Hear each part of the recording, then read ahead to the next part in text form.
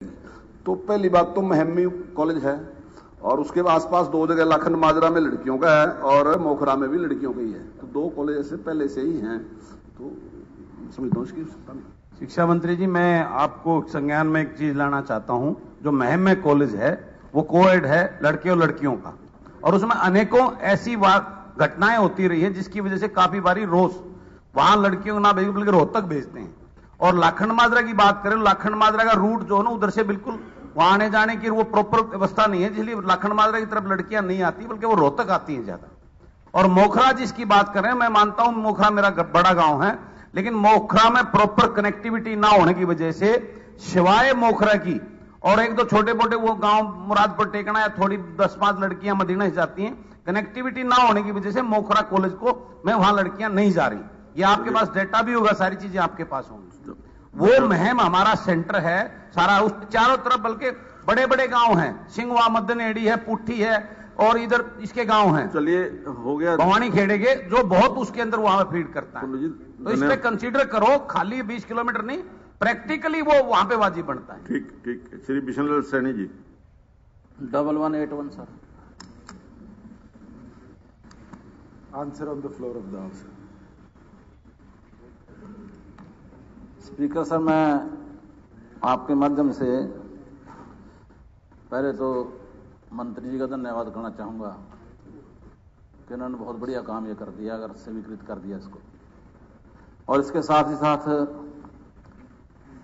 एक और बात कहना चाहता हूं कि जो इस सड़क के अंदर जो खड्डे पड़े हुए हैं, भाई कम से कम तब तक यह सड़क बने, इनको बरवा दो। क्या कोई ऐसा आश्वासन मंत्री जी देंगे कि इन खड्डों को बरवा दोगे? इंटा से बरवा दो, मिट्टी से बरवा दो, रोड़ा से बरवा दो, जहां से मर्जी बरवा दो, ताकि चलना ठीक हो जाए। अध्यक्ष महोदय, माननीय सदस्य ने जो बात रखी है, जरूर स्पेशल रिपेयर, क्योंकि हाई ट्रैफिक रोड है, इसकी हम करवाएंगे। तो मैं बताना चाहूँगा कि 6 महीने के अंदर इसकी डीपीआर भी टेंटेटिवली तैयार हो जाएगी, सारे सर्वेज हो जाएंगे और मुझे उम्मीद है उसके 1.25 साल के अंदर अंदर डीपीआर तैयार होने के, लगभग मिड 2023 से पहले कुरुक्षेत्र से लेके यमुनानगर तक का जो ये हमारा जंक्शन है, इसको हम 4 लेन करने का काम करेंगे। श्री असीम गोयल जी। 1119 जी। ये स्पेसिफिक एक सड़क का है, सारे हरियाणा की सड़कें नहीं है। हाँ जी। नहीं श्रीमान जी, अंबाला शहर में दिया जाने वाला डीसी रेट राज्य के अन्य जिलों के डीसी रेट के वेतन के बराबर नहीं है। डीसी दरों का निर्धारण जिला विशेष के लिए है और ये उपायुक्त द्वारा अपने जिले के लिए हर साल निर्धारित किए जाते हैं। ये जिले में जीवन यापन की लागत पर आधारित होते हैं। डीसी दरों को निर्धारित करते समय इससे संबंधित विभिन्न तथ्यों जैसे कि उपभोक्ता मूल्य सूचांक, सीपीआई, किराए की दरों पर श्रम लागत आदि के मद्देनजर रखते हुए किया जाता है। आदरणीय अध्यक्ष महोदय, आदरणीय मंत्री जी ने जो जवाब दिया है और उन्होंने कहा कि जीवन यापन की विभिन्न दरों को ध्यान में रखते हुए ये रेट जो है तय किए जाते हैं।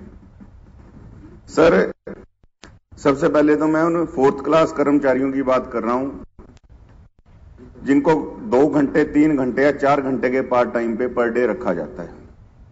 और अंबाला जिला में जो दर है वो 70 रुपए प्रति घंटा के हिसाब से अभी थी, जिसको अभी बढ़ाकर 88 रुपए करने का काम किया। लेकिन कैथल के अंदर, जिस तरह आदरणीय मंत्री जी ने कहा कि जो जीवन यापन की दरें हैं उस हिसाब से हम रेट तय करते हैं, कैथल में यही रेट 115 रुपए है, जींद में 135 रुपए है, करनाल में 132 रुपए है, पानीपत में 136 रुपए है, भिवानी में 141 रुपए है, हिसार में 122 रुपए है और गुरुग्राम में 200 रुपए प्रति घंटा के हिसाब से है। आदरणीय सर, मेरा आपके माध्यम से आदरणीय मंत्री जी से कहना है कि भिवानी और अंबाला के अगर किराए की दरों की या जीवन यापन की दरों की आप बात करें, अंबाला शहर या अंबाला कैंट भिवानी से जीवन यापन के मामले में ज्यादा महंगा है और उसका रेट आधा है, यानी 70 रुपए प्रति घंटा और 141 रुपए प्रति घंटा की दर का फर्क, ये अपने आप में बहुत ज्यादा बड़ा फर्क है। और मेरा आपके माध्यम से ही निवेदन है कि इसको या तो एक पूरे जिलों के अंदर एक समान जो है रेट कोड जो है तय किया जाए, क्योंकि इससे होता क्या है, कर्मचारी अपने आप को बहुत ज्यादा प्रताड़ित महसूस करता है और वो रोज सरकार को बार बार ज्ञापन देने के अलावा और विभिन्न जगह पे भी वो ये बात उठाते हैं कि जी हमारे साथ अन्याय हो रहा है। मेरा आपके माध्यम से निवेदन है कि पूरे हरियाणा में इसका एक यूनिवर्सल जो है रेट कोड बनाया जाए। धन्यवाद। माननीय विधायक महोदय हमारे ने कही है भी एक समान रेट बनाया जाए। प्रारंभ में तत्कालीन पंजाब सरकार द्वारा वर्ष 1931, 1934 और 1941 में डीसी रेट की दरें निर्धारित करने के निर्देश जारी किए थे। सभी डीसी इन निर्देशों के आधार पर ही हर साल डीसी रेट जारी करते हैं और डीसी दरें हर साल प्रत्येक जिला उपायुक्त निर्धारित की जाती हैं। यह आमतौर पर मौजूदा डीसी दरों की श्रम लागत पर ही की जाती है। फिर भी अगर कोई इस प्रकार की विधायक जी कोई बात है तो उसको दिखवा लेंगे, कोई इस प्रकार की बात होगी तो धन्यवाद सर। श्री चिरंजीव राव जी। 1151। अध्यक्ष जी, माननीय सदस्य ने जो प्रश्न पूछा उसके क भाग का उत्तर है हाँ श्रीमान जी, ख भाग का उत्तर है नहीं श्रीमान जी। अध्यक्ष जी, मेरा सवाल ये था कि क्या रेवाड़ी शहर के अंदर स्ट्रॉम वाटर ड्रेनेज डली है, जिसका जवाब दिया गया है हाँ। और मैंने फिर पूछा है कि अगर ये डल चुका है तो मॉडल टाउन, नई आबादी, नई बस्ती, कंपनी बाग, civil hospital, bus stand, sector 4, sector 3 में पानी क्यों भरता है? उसका जवाब है नो सर। तो सर ये दोनों बात ही मैच नहीं हो रही है। एक तरफ तो आप कह रहे हैं कि स्ट्रॉम वाटर ड्रेनेज डल गई है, दूसरी तरफ आप ये कह रहे हैं कि पानी क्यों भरता है, उसका आपने मेरे को जवाब नहीं दिया। तो दोनों बातों का या तो आपको जिस भी अफसर ने ये जवाब लिख के दिया है, मुझे लगता है वो ठीक नहीं दिया है, उसको आप देखिए। क्योंकि मेरे सामने तो ये देखिए पूरा शहर डूबा हुआ है। ये स्वयं हवाई चप्पल पहनकर डीसी शहर के अंदर उतरे, स्ट्रॉम ड्रेनेज वाटर की पूरा शहर डूब जाता है। तो क्या कारण है कि भाई ये डूबता क्यों है हर साल? और अगर डला है तो ये कब डला है स्ट्रॉम ड्रेनेज वाटर सिस्टम? क्योंकि 2014 से जब से बीजेपी की सरकार आई है हमने तो कभी ये काम हुआ शुरू नहीं देखा शहर के अंदर। तो इसका आप जवाब दीजिए, कब डला, उस पर कितने पैसे लगे, और अगर डल गया है तो पानी क्यों भरता है? माननीय सदस्य ने पूछा है कि भाई कब डला, तो शहर जो रेवाड़ी शहर है उसका बरसाती पानी का निकासी मौजूदा सीवरेज नेटवर्क, जिसमें 3 मल संशोधन यंत्र, 16 MLD, 8 MLD नशियाजी रोड और 6.5 MLD कालवास गांव के अंदर है। 7 इंटरमीडिएट पंपिंग स्टेशन है, ओल्ड हाउसिंग बोर्ड, घड़ी बोलनी रोड, बाल भवन, नई आबादी, जज्जर रोड, बुद्धो माता चौक, उत्तम नगर, हंस नगर व एक मुख्य पंपिंग स्टेशन नया गांव और 3 बरसाती पानी के पंपिंग स्टेशन है जो एक पब्लिक हेल्थ के ऑफिस में है और 2 अस्थायी है नागपाल साउंड, मॉडल टाउन और सिविल अस्पताल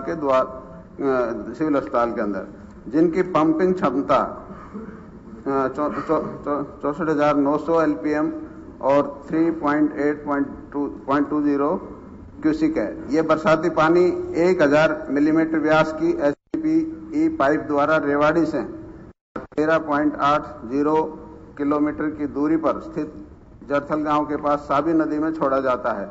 शहर के कुछ निचले इलाकों के बारिश का पानी, जिनमें मॉडल टाउन, नई आबादी, नई बस्ती, कंपनी बाग, सिविल अस्पताल और बस स्टैंड का मंत्री जी, मैंने सवाल आपसे पहले सुन लो, पहले जवाब तो सुन लो, एक मिनट जवाब तो सुन लो। मॉडल टाउन, नई आबादी, बस्ती, कंपनी बाग, सिविल अस्पताल और बस स्टैंड का निष्कासित बारिश रुकने के बाद उचित समय में कर दिया जाता है और शहर में बारिश का पानी जमा नहीं होता।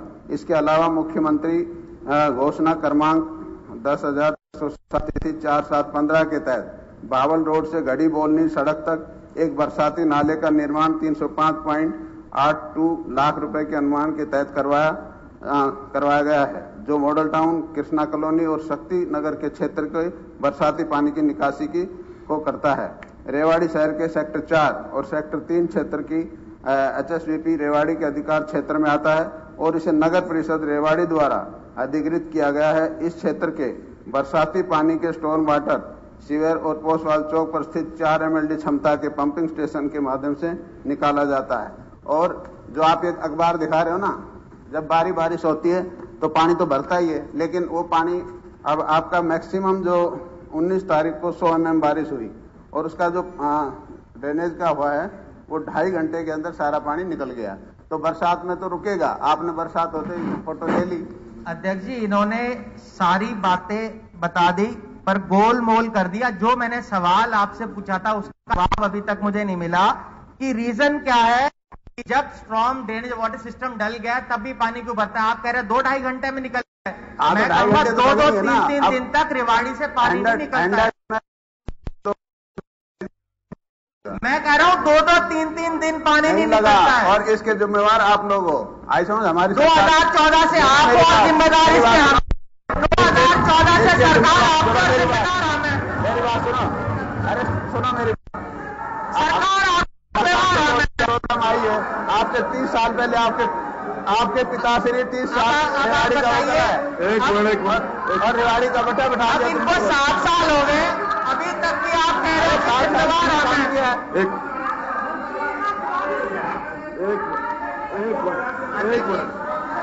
सप्लीमेंट्री है। सप्लीमेंट्री हो गई 2 और इनके टाइम में सुनो, उनको बता दिया सप्लीमेंट्री है पानी का है। मंत्री जी, आपने पिछले विधानसभा सत्र के अंदर ये कहा था कि धारवेड़ा का जो गंदा पानी आता है उसका 3 महीने में निवारण हो जाएगा। आप देख लीजिए, आपकी अपनी है कि 3 महीने के अंदर इसका निवारण हो जाएगा, पर अभी भी हालात ये है कि लोगों को नेशनल हाईवे जाम करना पड़ा पानी निकालने के अंदर। लोगों को घुटने तक पानी पर रहने के लिए मजबूर है। मुख्यमंत्री जी ने स्वयं ये कहा था कि 3 महीने में वो हो जाएगा। उसका अभी तक काम की शुरुआत भी नहीं हुई है। मेरी बात सुनो, आप ये बताइए, आप अपनी जिम्मेवारी से कब तक बचेंगे?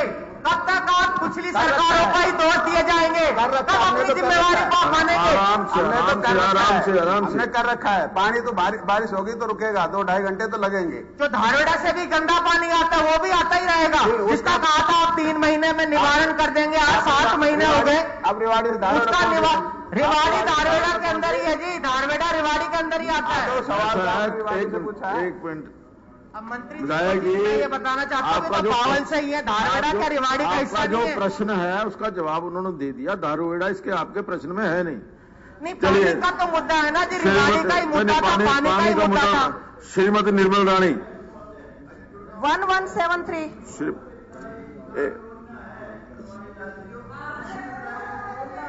श्रीमती किया है, काम किया है।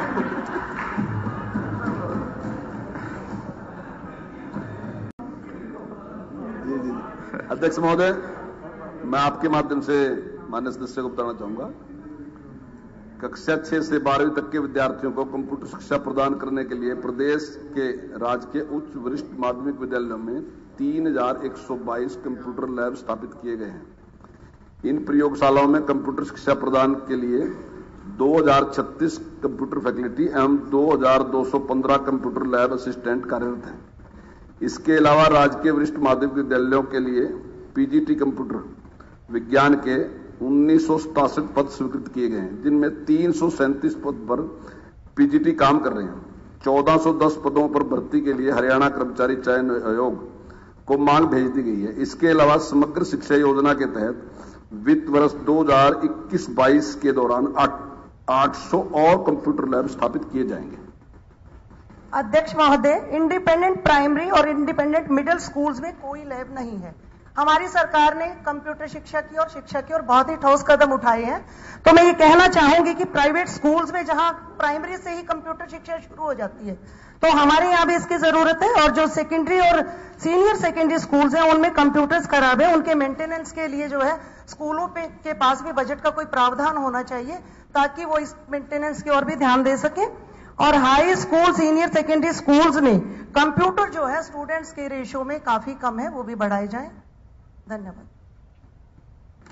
ठीक है, कोई आश्वासन कोई देंगे हमको जी जो उन्होंने कहा है? नहीं, जो प्राइवेट स्कूल का उन्होंने कहा कि निश्चित तौर से उस पर हम ध्यान देंगे और मैं एक और जानकारी देना चाहूंगा कि जो असिस्टेंट टीचर हैं कंप्यूटर साइंस के, उसके जो 3216 पद जो हमने स्वीकृत किए, दोनों पद की सेवा के नियम की प्रक्रिया चल रही है। इसके बाद ये हम कर्मचारी चयन आयोग को इसको भेज देंगे। और दूसरा मैं ये बताना चाहूंगा कि जो कंप्यूटर फैकल्टी है उसकी जो सैलरी थी वो भी मैंने काफी बढ़ाई। जो पहले 10,000 6,000 थी, हमारी सरकार ने बढ़ाया कि उसको 18,000 और 12,000 कर दिया। श्री अमरजीत ढांडा जी।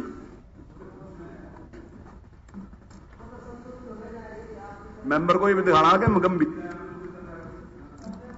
चलो 1164 जी।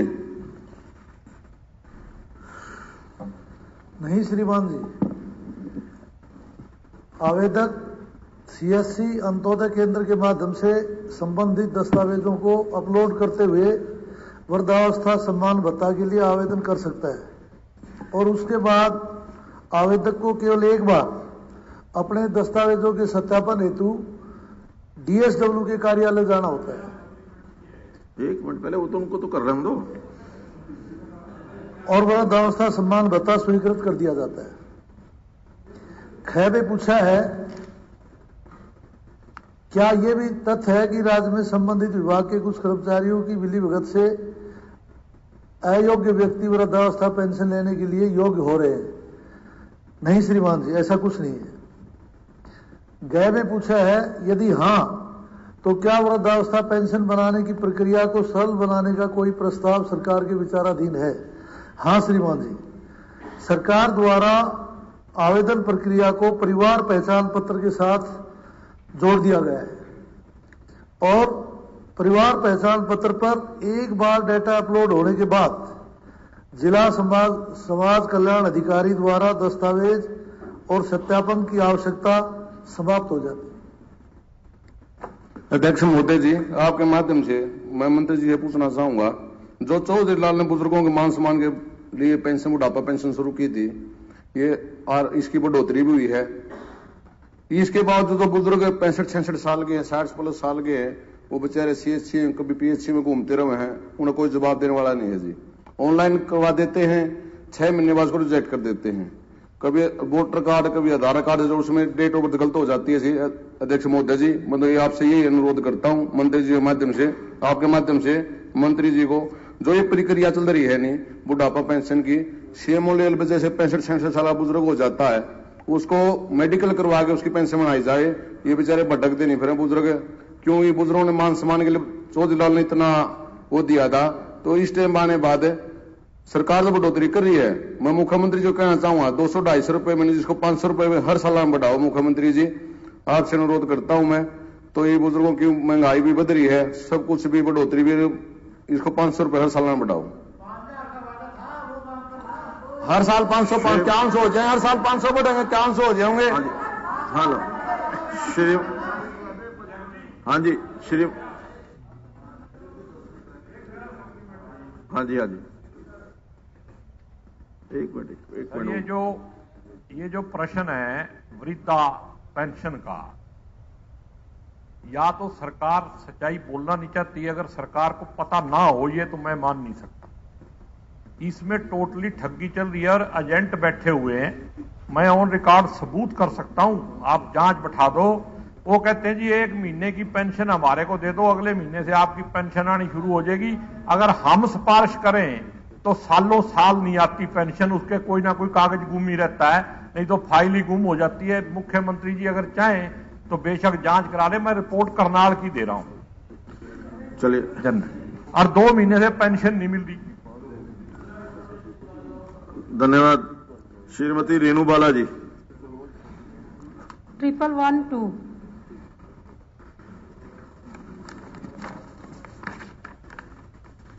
नहीं श्रीमान जी, भाग कह के उत्तर को देखते हुए प्रश्न नहीं उठता, लेकिन फिर भी अध्यक्ष महोदय, मैं जो सदस्य पूछना चाह रहा उसको मैं समझ रहा हूं क्या पूछना चाह रहा है। प्रश्न तो गलत है, लेकिन मैं उसका जवाब देना चाहूंगा फिर भी, क्योंकि जो उसकी भावना है मेंबर की, वो कुछ और पूछने की थी। वो पूछना चाह रहे जो एग्जिस्टिंग स्कूल है उनके बारे में पूछना चाह रहे वो, कि उनकी जो मान्यता है वो मिल नहीं रही। 2003 में हरियाणा विश्वविद्यालय शिक्षा नियम 2003 में नोटिफाइड किए गए थे, जिसके बाद 2004, 2007, 2009, 2018, 2021 में इनमें संशोधन किया गया। एग्जिस्टिंग स्कूल कुछ ऐसे स्कूल थे जो 2003 में जब नियम बने, उससे पहले जो स्कूल चल रहे थे वो किसी नियम से थे, लेकिन जो नियम को वो पूरा नहीं करते थे उनको एग्जिस्टिंग स्कूल बोला गया। 2009 से 2019 तक एग्जिस्टिंग स्कूल का डाटा तैयार करके नोटिफाइड किया गया, जिसमें 5वीं के 562 स्कूल, 8वीं के 1473 स्कूल, 10वीं के 1214 स्कूल तथा सीनियर सेकेंडरी के 621 स्कूल, कुल 3870 की सूची बनी। 2021 में छूट के साथ नियम बनाए गए। इसमें 2003 से पहले के बहुत सारे प्राइवेट एग्जिस्टिंग स्कूल को स्वयं ही मान्यता मिल गई। 2003 से पहले के 72 स्कूलों ने अभी मान्यता के लिए ऑनलाइन अप्लाई किया है और वो सभी नियम पूरे करते हैं, जल्दी उनको मंजूरी मिल जाएगी। अब सभी प्राइवेट स्कूलों के लिए मान्यता सुगम कर दी गई है। अब उन्हें चंडीगढ़ के चक्कर काटने नहीं पड़ते। विभाग द्वारा पोर्टल बना दिया गया है जिसमें वो ऑनलाइन अप्लाई कर सकते हैं और उनको ऑनलाइन मान्यता प्राप्त हो जाती है। इसके बावजूद ऐसे स्कूल जो 2003 से पहले चल रहे थे और छूट के बाद भी नियम पूरे नहीं करते, उनको सरकार हर वर्ष टेम्पररी मान्यता जारी करती है। जारी करती है, इसको ऐसे ना ले लें कि जारी करती रहेगी। मैंने ये भी बस क्लियर कर दूं, अभी जारी करती है। 2003 से पहले के चल रहे एग्जिस्टिंग स्कूलों को स्थायी मान्यता लेने के लिए भूमि नियमों में समस्या आ रही थी। सरकार ने इसका हल निकालने के लिए स्कूल संचालकों के साथ मीटिंग की और भूमि के नियमों में कुछ बदलाव किए ताकि इनको इस समस्या से छुटकारा मिल सके और अपने स्कूलों की स्थायी मान्यता प्राप्त कर सके। ये 2007 से जो हमने परिवर्तन किया ये है, शहरी में जो 500 मीटर था उसको घटा के मैंने 250 मीटर कर दिया और गांव में जो 350 था वो 350 ही है। शहर में जो मिडिल स्कूल के लिए 800 वर्ग मीटर था उसको घटा के मैंने 500 वर्ग मीटर कर दिया। शहर में जो हाई स्कूल के लिए 2000 मीटर था उसको घटा के मैंने 1200 मीटर कर दिया और सीनियर सेकेंडरी के लिए जो 3000 वर्ग मीटर था उसको घटा के मैंने 1800 वर्ग मीटर कर दिया और सीनियर सेकेंडरी जहां आर्ट्स, कॉमर्स और साइंस है उसके लिए 4000 वर्ग मीटर था उसको घटा के हमने 2000 वर्ग मीटर कर दिया। और मेरा मानना है कि ज्यादातर स्कूलों को जो है स्थायी मान्यता इससे मिल जाएगी, लेकिन अगर फिर भी कुछ स्कूल जो हैं तो इस प्रकार की हम परमिशन दे भी सकते हैं कि जब इतनी जगह कम होगी तो किस प्रकार से उनको परमिशन देंगे। तो ये इस बात पे जो स्कूल हैं ये कह रहे हैं कि कोर्ट ने इनको कहा था, लेकिन जो स्थायी मान्यता है वो इनकी वैसी की वैसी जारी है। वो केवल अस्थायी मान्यता है जो उस टाइम लेते वो, हालांकि अभी तक हम दे रहे, लेकिन क्योंकि जमीन की मैंने आपसे बता दी कि इससे कम जमीन में स्कूल कैसे चलाए सकते हैं, तो ये एक समस्या है। अध्यक्ष महोदय जी, मैं आपके माध्यम से मंत्री जी को बताना चाहूंगी कि वैसे तो सरकार का दायित्व बनता है कि वो अपने राज्य के लोगों को अच्छी शिक्षा प्रदान करे, लेकिन मेरा मानना है कि ऐसा नहीं है। और महोदय जी, इस क्षेत्र में सरकार के सहयोग के लिए कहीं ना कहीं जो हमारे निजी संस्थान कार्यरत भी करते हैं, कार्य करते हैं और वे इस उद्देश्य की पूर्ति के लिए सदैव प्रयत्नशील भी रहते हैं, लेकिन किसी न किसी रूप में सरकार अपने आदेशों के माध्यम से इनको एक तरह से प्रताड़ित करने का काम कर रही है। और मैं ये कहना चाहूंगी अध्यक्ष जी आपके माध्यम से मंत्री जी को कि अध्यक्ष महोदय जी, मैं आपके ध्यान में लाना चाहती हूं कि बीजेपी का चुनावी घोषणा पत्र 2014 में जिसमें निजी स्कूलों को स्थायी मान्यता देने की बात कही गई और वादा भी किया गया, तो उस वादे को आप पूरा करें ताकि इन निजी स्कूलों की जो चिंता है वो खत्म हो और शिक्षा के क्षेत्र में अपनी परफॉर्मेंस अच्छी, इससे भी ज्यादा अच्छी कर सके। क्योंकि हमारे सरकारी स्कूलों के बजाय हमारे निजी स्कूलों में हमारे ज्यादातर बच्चे पढ़ते हैं और उनकी अच्छी शिक्षा के लिए इन स्कूलों को परमानेंट स्थायी करें और अपना 2014 का जो घोषणा पत्र है उसमें जो बात कही हुई है उसको पूरा किया जाए। धन्यवाद।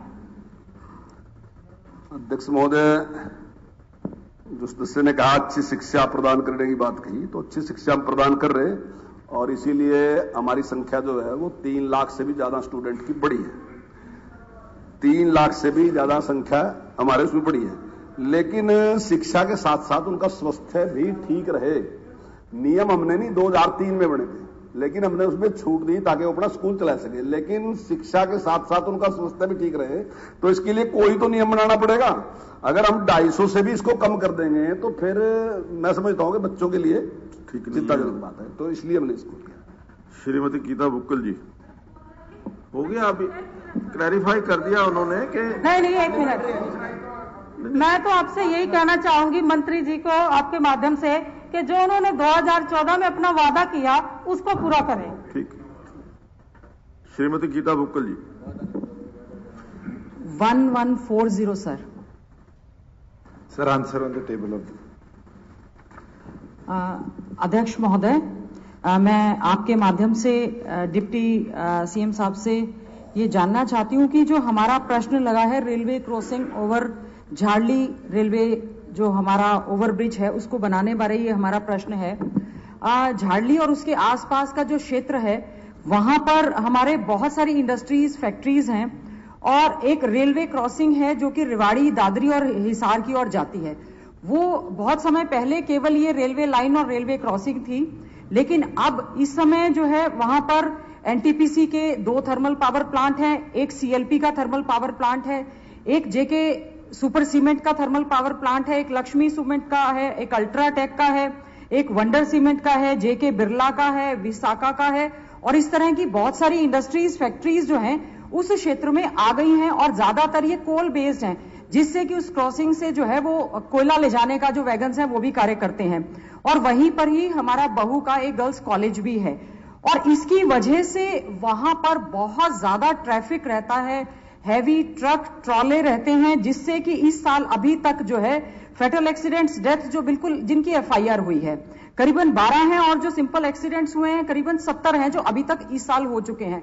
बहुत सारे पशु जो हैं इसकी चपेट में आ चुके हैं और सबसे बड़ी बात यह है अध्यक्ष महोदय, मैं माननीय डिप्टी सीएम साहब को कहना चाहूंगी कि सबसे बड़ा यह है कि ओवरलोडेड ट्रक ट्रॉले जो चलते हैं उसकी वजह से जो साइकिल है, ऑटो रिक्शा है, रेडी है, स्कूटर, ऑटो वाले सब उसमें फंस जाते हैं और उसकी वजह से बहुत बड़ा जाम लगता है घंटों घंटों का, जिसकी वजह से कोई एक तो समय पर नहीं जा सकता और दूसरा एक्सीडेंट्स और इंसिडेंट्स बहुत ज्यादा हो रहे हैं। तो मैं यही अनुरोध करूंगी कि आप जो है इसमें जल्दी से जल्दी हमारा जो झाड़ली रेलवे क्रॉसिंग है, आपने अपने लिखित में आश्वासन में दिया है कि this work has been administratively approved, तो मैं इसके लिए तो चलिए आपका धन्यवाद करती हूं। साथ ही में आपने इसमें लिखा है कि tenders will be invited shortly, तो शॉर्टली में माननीय मंत्री जी जरूर बता दें कि इसका क्या एक टाइम बाउंड मैनर में क्या रहेगा। माननीय अध्यक्ष जी, जहां माननीय सदस्य ने इस हैवी इंडस्ट्री रोड के ऊपर आरओबी बनने की बात है, ये 18-19 के रेलवेज की पिंक बुक के अंदर अप्रूव हुआ था और निरंतर हमारी सरकार का भी ये प्रयास है कि प्रदेश भर के अंदर, चाहे वो हैवी इंडस्ट्रियल एरिया में हो चाहे और भी हो, आरओबी आरयूबी बनाकर फाटक मुक्त हरियाणा बनाने के सपने को लेकर हम आगे बढ़ रहे हैं और बड़ी डिटेल से जवाब भी दिया गया है कि 43+ करोड़ रुपीस नहीं ये वहां का झाड़ इस प्रोजेक्ट के लिए सैंक्शन कर दिए गए। जो टेंडर प्रोसेस है 21 दिन का, उसको तो सरकार को फॉलो करना पड़ेगा, मगर मैं आपको ये विश्वास दिला देता हूं बाय एंड ऑफ 2022 से पहले, क्योंकि रेलवे का पोर्शन अलग है, 1 साल तो ब्रिज बनने में लगता है और आज हम बात करें तो अगस्त का महीना चल रहा है, 21 दिन का अगर प्रोसेस भी फॉलो करेंगे, इसको जल्द से जल्द कंप्लीट कराएंगे, क्योंकि ये समस्या केवल मात्र आपके 4-5 गांव या 7-8 इंडस्ट्रियलिस्ट की नहीं है, ये समस्या उस पूरे रीजन की है और उसकी वजह से आज भी ये मानना है कि बहुत लंबा ट्रैफिक जैम वहां लगता है और हमारा तो ये भी प्रयास है जो ऑल्टरनेटिव रोड्स भी वहां हैं उनको भी हम आने वाले दिनों में रेलवे से टेकअप कर वहां भी आरओबी की व्यवस्था करें कि उस पूरे एरिया के अंदर ट्रैफिक व्यवस्था और बेहतर हो गया। अध्यक्ष महोदय, इसमें नहीं सर, इसमें जो है मैं धन्यवाद करती हूं। टाइम बाउंड मैनर इसलिए कहा कि आपने 2022 कहा है इसमें, क्योंकि हमने हमारे सिल्वर एशियन मेडलिस्ट थे कानपुर के अनिल, उनको और बहुत सारे खिलाड़ियों को खोया, वो ठीक है। इसके साथ साथ जो इंडस्ट्रीज जितनी भी आई हैं वो चाहती हैं कि कॉर्पोरेट रिस्पॉन्सिबिलिटी के तहत वो भी इसमें और ज्यादा फंड्स देने के लिए इच्छुक हैं। और मैं एक और केवल आपको आपका वायदा जो आपने महिला दिवस के अवसर पर छूछकवास बाईपास का किया था कि आपकी अध्यक्षता में एक कमेटी भी बना देंगे और उसको शुरू भी कर देंगे, और आश्वासन भी दिया था, आज तक उस पर कार्य शुरू नहीं हुआ है। तो ये आश्वासन भी छूछकवास बाईपास की तरह ना हो, मैं उम्मीद करती हूं। टाइम बाउंड मैनर मीन्स कि टाइम बाउंड मैनर, आप इतनी जानों को हथेली पर लगकर रोज जो लोग निकलते हैं उनकी समस्या को देखते हुए मैं सरकार से अनुरोध करूंगी इसको टाइमली जो है फॉलो अप करके इसका टेंडर अतिशीघ्र करवा दें। बहुत बहुत धन्यवाद जी। सदस्य इस सदन में मंत्री रही है और जब टेंडर प्रोसेस शुरू हो जाता है तो अपने आप सारी चीजें टाइम बाउंड मैनर में होती है। जहां बाईपास की बात थी, मुझे याद है कमेटी के गठन के लिए डिप्टी कमिश्नर को लिख दिया गया था और वहां पर 2 बार ई भूमि पोर्टल पे भी हमने डाला है। किसानों ने, थोड़े फालतू किसानों ने पिछली बार से अपनी सहमति जताई है। जैसे ही ई भूमि के अंदर हमें उचित लैंड और मिल जाएंगी, या आप लोग भी मोटिवेट कर नए फार्मर्स को वहां जोड़ सके उस पूरे पैच को कंप्लीट करने के लिए, उसका कार्य भी हम प्रगति पर लाएंगे। श्री नयनपाल रावत जी। 1212 12 जी। माननीय अध्यक्ष जी, माननीय सदस्य ने प्रश्न पूछा है जिसके क भाग का उत्तर है नहीं श्रीमान जी। इस महाविद्यालय में चिकित्सकों की भर्ती प्रक्रिया आरंभ हो गई है। ख भाग का उत्तर है नहीं श्रीमान जी। उक्त महाविद्यालय जो बीके अस्पताल के साथ अटैच है में सामान्य ओपीडी की सेवाएं दिनांक 5/7/2021 से प्रारंभ हो गई है तथा दिनांक 19/8/2021 तक 1530 रोगियों को अटेंड किया गया है। अध्यक्ष जी, ये मेरी विधानसभा में हॉस्पिटल आता है, माननीय मुख्यमंत्री महोदय ने एक बड़ी सौगात प्रतिभा को दी है। स्वयं माननीय मुख्यमंत्री वहां गए और विधिवत उद्घाटन करके उसका काम शुरू किया, लेकिन मैं समझता हूं कि अभी वहां पर ओपीडी प्रॉपर तरीके से शुरू नहीं हुई है। और ये एक केवल पृथला के लिए नहीं, इसके साथ साथ तेगांव और परवल के गांव इसके साथ लगते हैं। शहर से 20-25 किलोमीटर दूर ये हॉस्पिटल बनाया है और अगर ये सुचारू रूप से चल जाता है तो कोविड की तीसरी लहर को देखते हुए भी और अन्य जनरल बीमारियों के लिए सैकड़ों गांवों को जो है ना ये बहुत विशेष लाभ पहुंचाएगा। तो मेरी सरकार से विनती है कि इसको जल्द से जल्द प्रॉपर तरीके से चलाया जाए। धन्यवाद। ठीक है, इसको जल्दी ही शुरू कराएंगे। इसके जो स्टाफ है जो 991 पद स्वीकृत किए हैं, इसकी जल्दी पीजीआईएमएस रोहतक इसका इंटरव्यू वगैरह करके स्टाफ को भर्ती करेगा, उसके बाद प्रॉपर चलेगा। जी धन्यवाद। श्री राकेश दौलताबाद जी।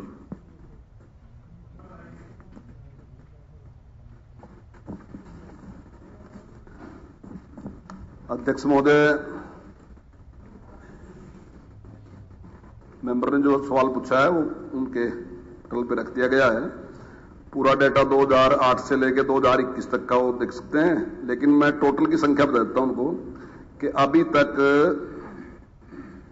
जो वन विभाग द्वारा पेड़ लगाए गए वो 5,73,428 है और जो हरियाणा वन विकास निगम लिमिटेड द्वारा पौधे लगाए गए वो 18,000 हैं और जो गुरुग्राम विकास प्राधिकरण द्वारा लगाए गए पौधे हैं वो 68,154 हैं।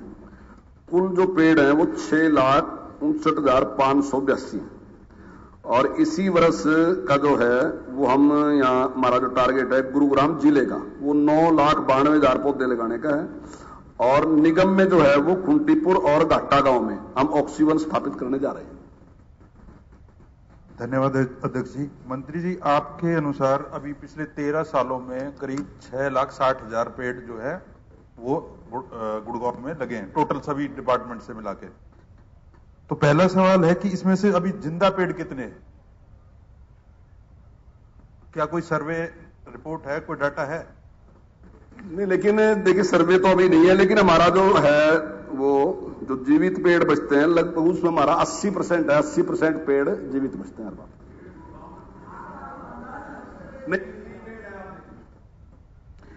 चलिए 80% के हिसाब से भी अभी सभी को पता है कि गुड़गांव जो है उसमें एयर पोल्यूशन एक बहुत बड़ा इश्यू रहता है अभी, लेकिन हरियाणा पोल्यूशन कंट्रोल बोर्ड का जो डाटा है ये कोरोना के समय के अंदर जब लॉकडाउन था तब वो कम दिखाया गया, लेकिन वो प्रैक्टिकल सिचुएशन नहीं है। पोल्यूशन जो है वो गुड़गांव का एक बहुत बड़ा मुद्दा है, लेकिन इसमें अभी गुड़गांव की आबादी जो है वो डिपार्टमेंट दिखाता है 20 लाख, लेकिन एक्चुअल में किराएदार और लेबर को मिला के 40 लाख से ऊपर जो है वो गुड़गांव की आबादी है। आरटीओ का जो व्हीकल रजिस्ट्रेशन है उसके अंदर जो है वो लाखों जो है वो गाड़ियां रजिस्टर्ड हैं।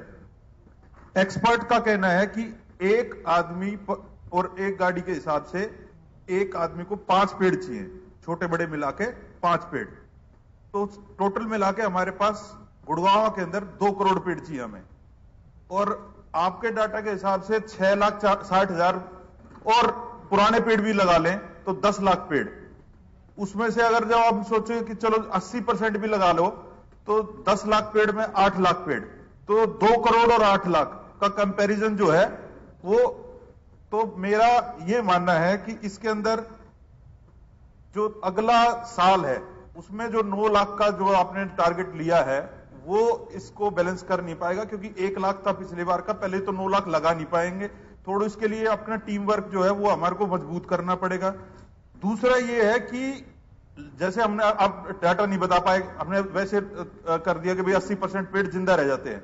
जीआईएस मैपिंग जो है और ड्रोन की मॉनिटरिंग से इन पेड़ों की पूरी जो है हम जो है इन जो अगले समय में हम लगाने वाले हैं पेड़, उनका देखभाल की जाए, जिससे कि हमारे पास पूरा का पूरा आगे डाटा भी मेंटेन हो। Thank you. जो मेंबर ने बात कही वो हम जियो टैगिंग अब की बार शुरू कर रहे हैं, और जो उन्होंने आंकड़ा दिया कि पॉल्यूशन ज्यादा है वहां पे 2 करोड़ पेड़ लगने चाहिए, इतनी हमारे पास भूमि नहीं है।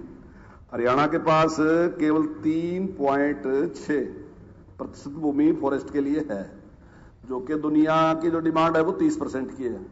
तो अगर हमारे सारे पेड़ जो लगे हैं उनको भी हम लगाएं तो वो हमारे पास 7% के करीब बनती है। लेकिन मैं थोड़ा सा जानकारी देना चाहूंगा कि कुछ जो काम हम कर रहे हैं, हमारा पूरा प्रयास है कि हमारे पास जो 3.5 है उसमें हम इतने लगाएं कि वो कुछ ना कुछ तो हम कवर करें। मैं मेंबर की भावनाओं से बिल्कुल सहमत हूं इस बात से। तो उसके लिए जो हमने प्रयास किया, हमने 1146 गांव पिछली बार चुने, उनमें एक तरफा हमने पेड़ लगाए, जहां भी जगह खाली थी वहां हमने पेड़ लगाए। अब की बार हमने 2000 गांव चुने कि वहां हम पेड़ लगाएंगे, और उसमें 70% काम हमारा पूरा हो चुका है।